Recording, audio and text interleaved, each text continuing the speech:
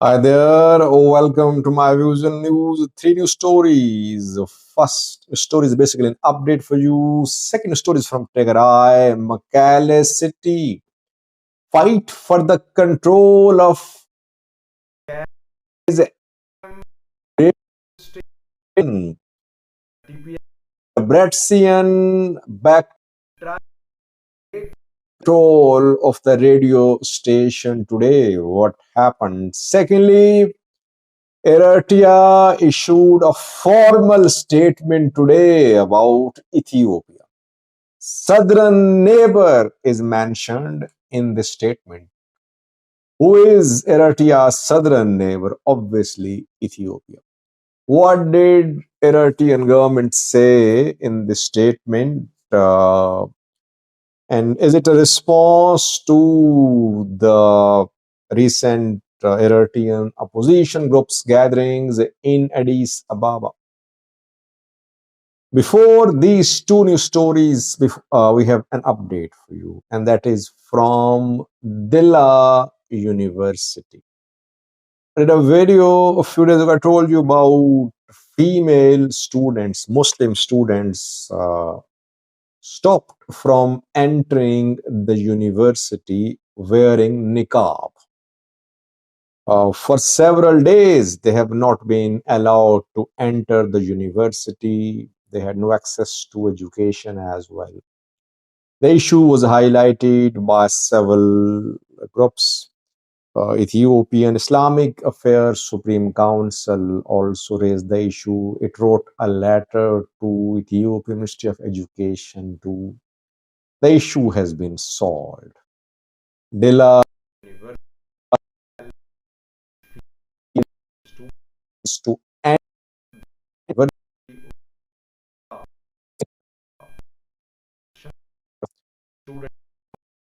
that they have been university, they are rejoining their studies. Good to hear that. Talks happened reportedly between the two sides. The university authorities were saying that it was difficult to identify female students if they fully covered their faces. But if you remember, I said that it's not difficult to identify. Uh, cabins can be put in place at checking points with females inside cabins who can check the female students in the cabins. Identity can be verified, no problem with that. And it's good to hear that the issue has been solved. Muslim female students have confirmed. Issue in Axom still unsolved because the issue in Axom is turning into a political issue. Dela University issue was a security issue. It did not turn into a religious issue. But Axom issue is both religious and a political issue. That is why, despite arrest warrants issued by a court in Axom of the school principals who are not allowing Muslim students to enter the school with hijab, the issue is still unsolved. First many stories from Mekelle, Tigray regional capital, where we saw massive protests by Getachew group and the Bretson group recently. Both groups, TPLF groups, are trying to take control of key institutions in the Mekelle city.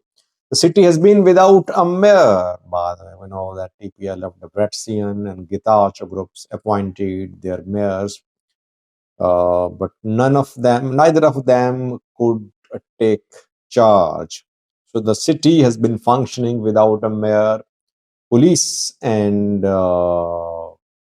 militias, police and regional police and army are in control of mayor office. Today, TPLF, Debrecen group backed people tried to take control of Mekelle FM radio station. In Mekelle, the FM radio station is being administered by a man, his name is, I think, Halefo. The administrator is backed by Getachew government. Today, another man appointed by the council. He claims that he has been appointed by Mekelle council, city council. He tried to take over Mekelle FM station, saying that he has the appointment order. But the man in charge, Halefo, called police. Police intervened. And the new appointee had some armed men with him.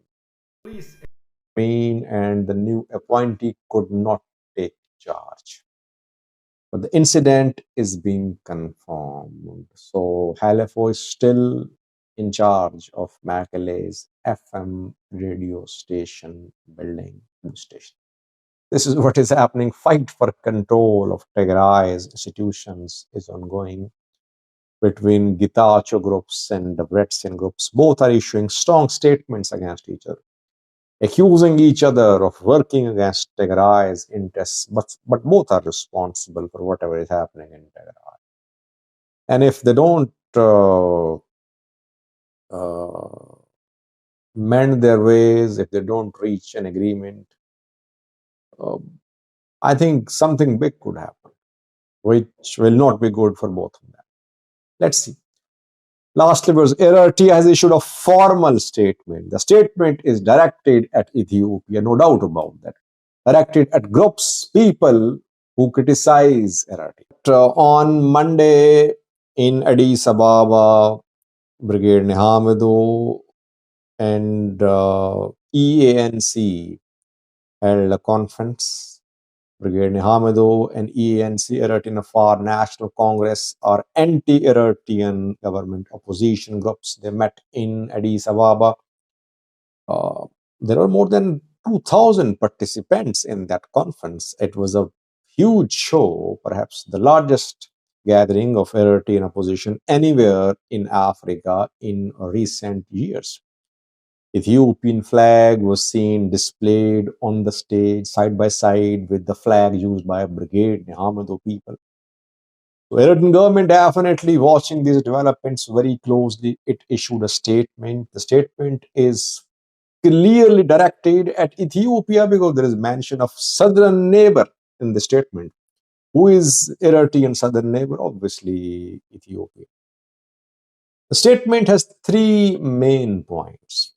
Firstly, the statement ridicules those who criticize Eritrean economic policies, who say that Eritrea achieved nothing economically, people suffering. And in the statement, there is mention of pundits and political activists in southern neighbor, in Ethiopia. These people make fun of Eritrean economic policies. People do, by the way. Yes, some Ethiopian officials, ministers, activists, they make fun of Eritrean economic policies. The statement says that those who make fun of Eritrean economic policies are reliant on a bailout package. Their economy had to get a bailout package. Which country got a bailout package recently? Ethiopia. In May last year, Ethiopia had to go for a bailout package. It signed financing agreements with IMF and World Bank because Ethiopia was facing acute shortage of foreign exchange reserves and foreign currency. And since then, Ethiopian birr has been falling. It has lost more than 100% of its value against dollar since last May. This bailout package, which is linked to macroeconomic reforms, is being criticized by Eritrean government. Secondly, The statement mentions those who question Eritrean identity, who say Eritrea was never a sovereign country, a sovereign nation. The statement says that these people criticize Eritrean modern, medieval, and ancient history. What does it mean? It means that these groups, these people say that Eritrea was never uh, an entity in the past. It was never a country in the past. It was never a nation in the past. This is what some Ethiopian ministers, some Ethiopian activists say.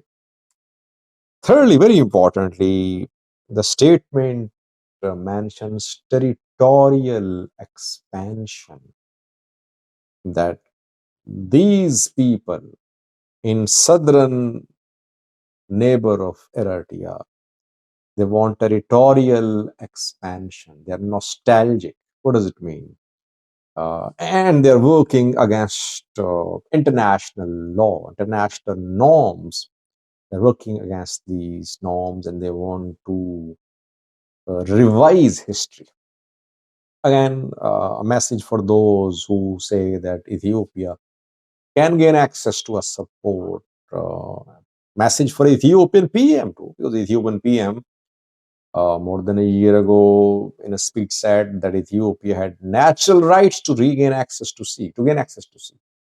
Back then, his talk was seen as directed at Eritrea, a support. Ethiopian